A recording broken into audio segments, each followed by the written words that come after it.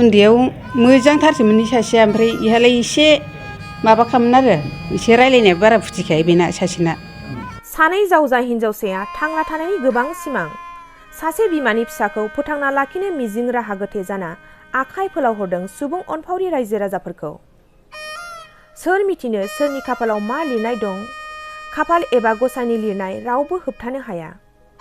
नैबे भिडिअ'आव नुनाय सानै दुखुथिया गथ'फोरा उदालगुरि जिल्लानि माजबाद हालामनि बाहादुर आदर्श गामिनि निजोरा गयारी आरो निजोम गयारी। रायजो राजाफोरनि अननाय मदद बोर आरो गसाइनिसिम आरज हास्थायदों दुखुथिया जोनोमगिरि बिमाया। बिबार बायदि अन्थाव बाथाव गथ'फोरनि रंजानाय गेलेनाय लेखा फरा सोलोंनायनि समखौ सेनानै लांनो नाजादों नामा मेगन गोसा समा?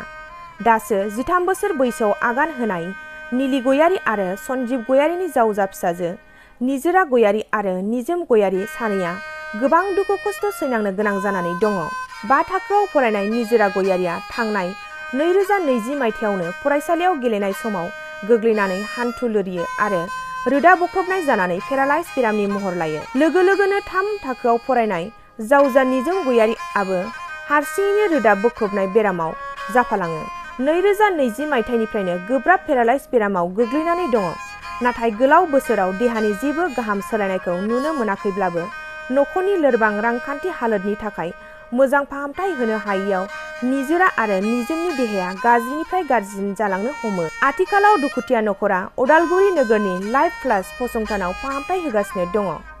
दुखुथिया नखरा मोजां फाहामथाय होनो थाखाय रायजो राजाफोरनिसिम राङारि अनसुंथाइ हास्थायदों।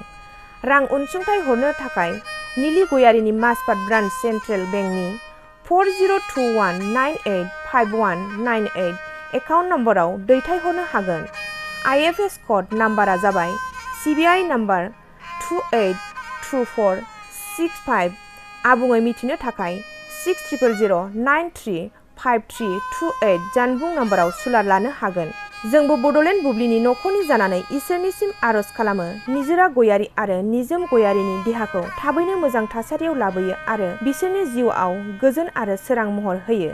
बिसोरो 2020 निफ्रायनो जादों आरो जानायालाय।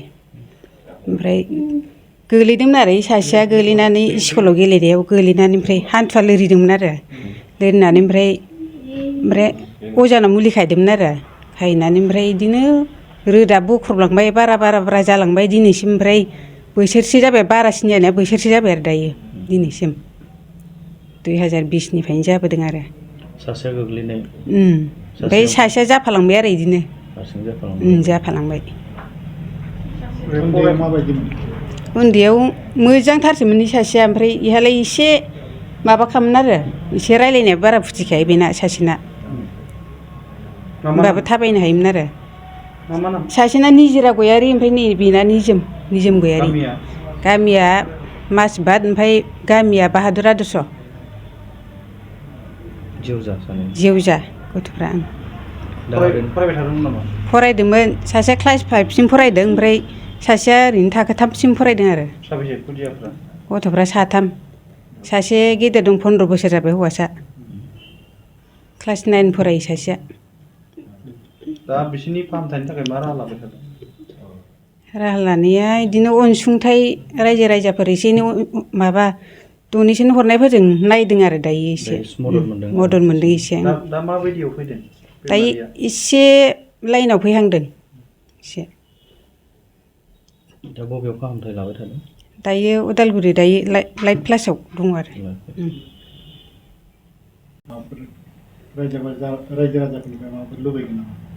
रायजो राजाफ्रा गथ'फोरखौ नुनानै अननानै माबा एसे एनै अनसुंथाइ हरोबा मोजां जागौमोन आरो फाहामथाय होनो थाखाय। मा होनांगौ दा एसे एनै रायजो राजाफोर माबा अनसुंथाइ हरनायजों नायबाय थादोंमोन। ओमफ्राय एसे लाइनाव फैदोंमोन आरो मोजां जादोंमोन गथ'फ्रा। ओमफ्राय दायो फाहामथाय होबाय थानो थाखाय एसे एनै आरो अनसुंथाइ हरबावोबा मोजां जागौमोन रायजो राजाफ्रा गथ'फोरनि मोखांखौ नायनानै। न'खरनि मा होनोमोनलाय न'नि हानाय सिबांखौ नायबाय थादोंमोन। दायो अननानै सोरबाफोर हरोबा मदद हरोबा हामगौमोन गथ'फोरनि मोखांखौ नायनानै।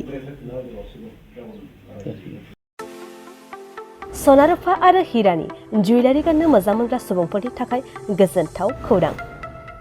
दासान्दि फुजा बोथोरखाय खम बेसेनाव फानगासिनो MSCB जुवेलार्सआव सना रुफा आरो हिरानि समायना रमायना जोंख्लाबनाय जुवेलारिज।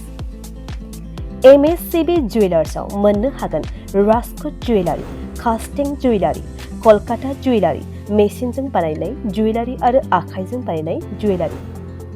लोगोसेनो हाबा हुखायाव गाननो थाखाय सना आरो हिरानि समायना जुवेलारिसफोरखौबो मोननो हागोन। MSCB जुवेलार्सआनो दं क'क्राझार सहरजों नांजाबनाय क'क्राझार रेल गेटनि साखाथि वार्ड नं 5 बिबेकानन्द पथआव। MSCB जुवेलार्सजों थोंजोङै जगाजग खालामनोबो हागोन 9954273079 जानबुं अनजिमायाव।